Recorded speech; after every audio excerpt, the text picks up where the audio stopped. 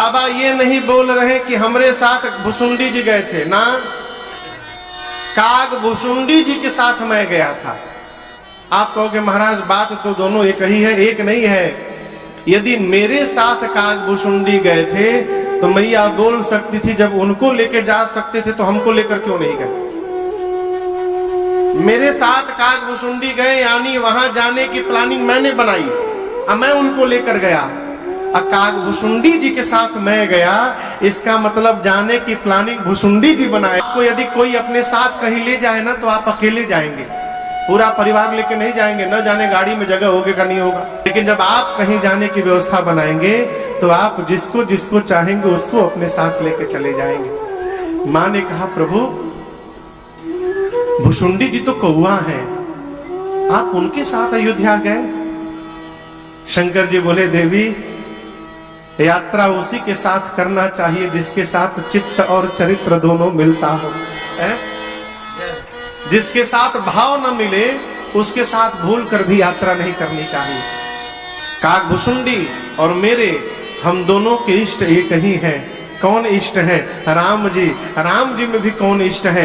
तो बड़के वाले राम जी नहीं है, छोटके वाले जन्मतुआ राम जी इष्ट हैं। और अयोध्या में छोटके राम जी ने ही अवतार लिया है। मगन मन भूले। देखिए दो अवस्था है,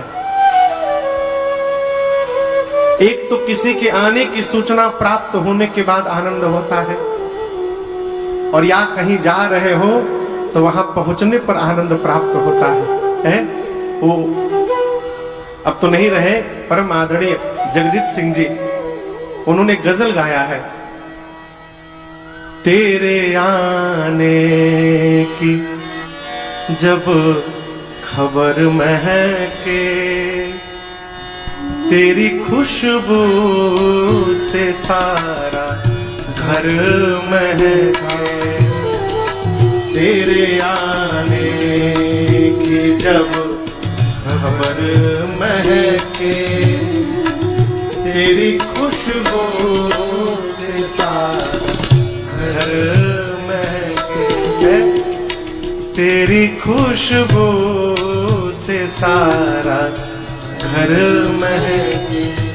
किसी के आने की सूचना यदि प्राप्त हो जाए और उस जीव को आप यदि अपने जैसा प्रेम करते हो तो जैसे जैसे समय निकलता है वैसे वैसे व्याकुलता बढ़ती जाती है। किसी से मिलने जा रहे हो, उसके नगर में जैसे प्रवेश हो और ट्रैफिक जाम लग जाए, अब उस समय क्या हृदय पर बीतता होगा आप ही सोच रहे होंगे। शंकर जी बोले जैसे हम दोनों अयोध्या की सीमा में प्रवेश किए, भगवान महल में बैठे थे लेकिन उनकी आभा पूरे अयोध्या में थी।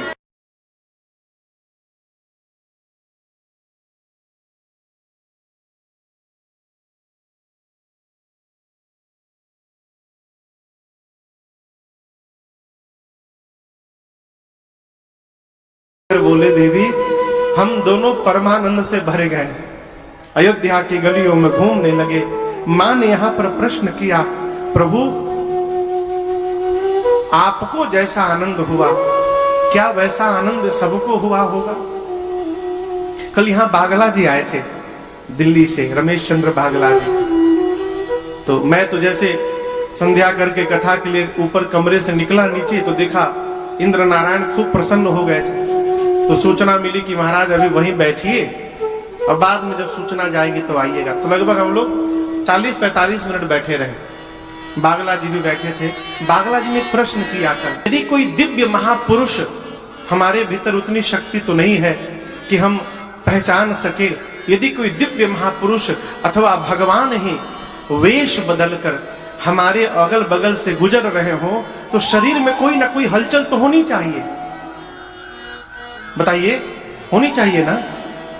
नहीं होनी चाहिए। यही तो बात है, आजकल हलचल केवल शरीर में हो रहा है। हलचल शरीर में नहीं होना चाहिए, हलचल हमारे मन में होना चाहिए। ये शरीर विनाशी है, शरीर विनाशी है, इसके भीतर जो बैठा है वो अविनाशी है। ईश्वर अंश जीव अविनाशी। यदि कोई सिद्ध महापुरुष परम तत्व हमारे पास से गुजर रहा है तो हमारे मन में हलचल होना चाहिए। नहीं हो रहा है उसका एक कारण है,